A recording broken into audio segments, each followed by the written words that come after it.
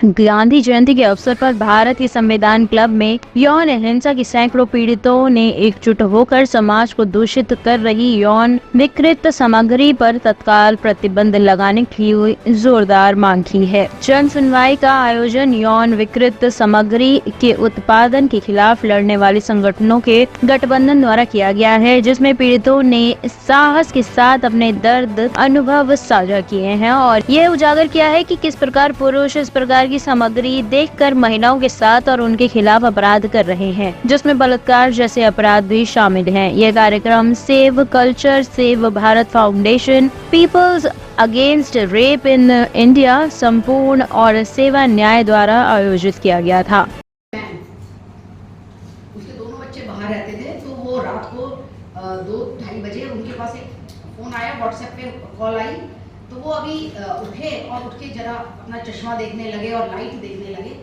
और आप सभी जानते हैं कि जब हम रात के अंदर सोते हैं तो कभी कभी ऊपर का वस्त्र उतार भी देते हैं, तो उन्होंने वो नहीं कुछ पहना हुआ था। इतनी देर के अंदर उस व्हाट्सएप के माध्यम से, क्योंकि वो वीडियो व्हाट्सएप थी, उसके माध्यम से उनको ट्रैक कर लिया गया और ट्रैक करके उनका सारा धन लूट लिया गया और उनको लगातार ये कहा गया मैं तुम्हारे नाती के पास और मैं तुम्हारे उनके पास। इतनी लड़कियां हमारे पास आती हैं जो इसकी वजह से इसका शिकार है। अभी एक केस आने वाला था लेकिन वो नहीं आया है। उस लड़की के साथ पढ़ी लिखी, उसकी वो लड़की पढ़ी लिखी एमए लड़की, और उसके साथ इतना बुरा उसने वो शादी.com पे किया।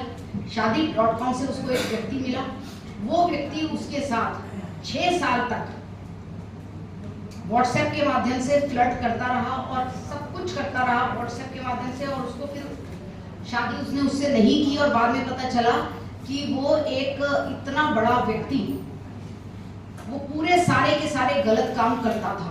अब वो कोर्ट के अंदर वो केस है।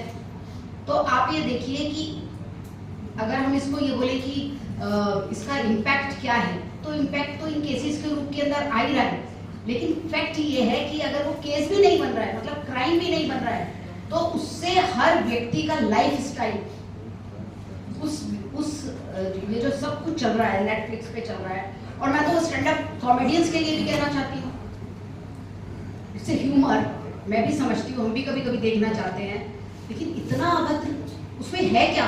सिर्फ गालियां। आज मेरे देश के लोगों के पास क्या हास्य की कमी हो गई है क्या? हमारे देश के अंदर जिसमें विदूषक हर जगह होते थे, जोकर का एक जमाना था, और बड़े बड़े जो राजा लोग थे वो अपने घरों में अपने राज्यों के अंदर विदूषक रखते थे। आज क्या हास्य बोध बिल्कुल खत्म हो गया है क्या? हमारे देश के अंदर हास्य बोध के नाम पे जो हो रहा है, हंसाने के नाम पे जो हो रहा है, खुशी देने के नाम पे जो हो रहा है, इसको तुरंत बैन किया जाना चाहिए।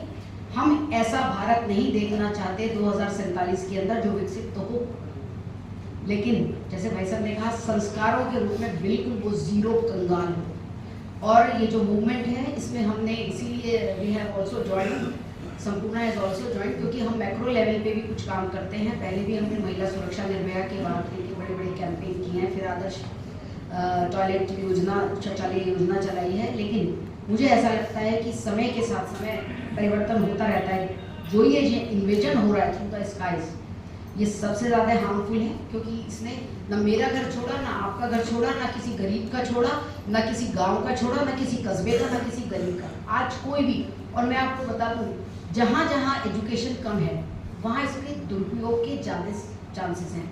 और आज भी आप क्या मानते हैं, आज भी हम आगे बढ़ रहे हैं, हम बहुत तेज़ी से आगे बढ़ रहे हैं, लेकिन उसके बाद भी इतनी बड़ी करोड़ों के अंदर जनसंख्या है जो अभी भी सही और गलत के अंदर कई बार अंतर करने में मूर्ख बन जाती है। जो कम जानते हैं हमसे, हमने क्या उनको एजुकेट किया? मोबाइल फोन हाथ में तो दे दिया, लेकिन क्या एजुकेट किया? नहीं किया। और एडल्ट्स भी, मैं बच्चों की तो बात छोड़ ही दीजिए, लेकिन एडल्ट्स भी ये जो पोर्नोग्राफी है, चाहे वो चाइल्ड पोर्नोग्राफी हो, चाहे वो एडल्ट पोर्नोग्राफी है, ये हमारे मानस के लिए, हमारे मन के लिए, हृदय के लिए, आत्मा के लिए बहुत ही गलत है। ये व्यक्ति को व्याभिचारी बनाने से अतिरिक्त और कुछ नहीं करती है।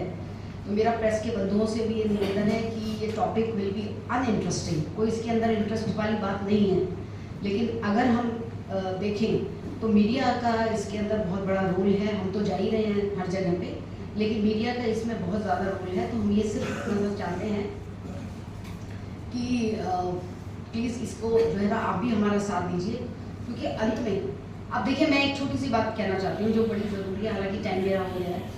हमारे हिंदी के जितने भी न्यूज़पेपर्स हैं, अंग्रेज़ी के जितने न्यूज़पेपर्स हैं, मैंने अंग्रेज़ी के न्यूज़पेपर के अंदर कभी कोई गलत स्पेलिंग नहीं देखी है, लेकिन लेकिन हिंदी के न्यूज़पेपर, कई ऐसे न्यूज़पेपर हैं मेरा दिल एकदम हिल जाता है। इवन मेरे दूरदर्शन जो चैनल्स आते हैं उसके अंदर भी मैं कई बार देखती हूँ कि काकी की मात्रा का तो कुछ अब रहा ही नहीं, चंद्रबिंदु का तो कुछ रहा ही नहीं। हमारी भाषा को खराब करने का इतना बड़ा षड्यंत्र, हमें विरोध करना चाहिए, हमें संगठित होना चाहिए।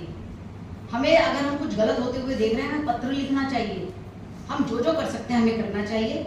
और अभी तो हमारा कार्यक्रम शेष है, तो बहुत कुछ है कहने के लिए। Thank you so much. Top story bureau के लिए दिल्ली से हेमंत कुमार की रिपोर्ट।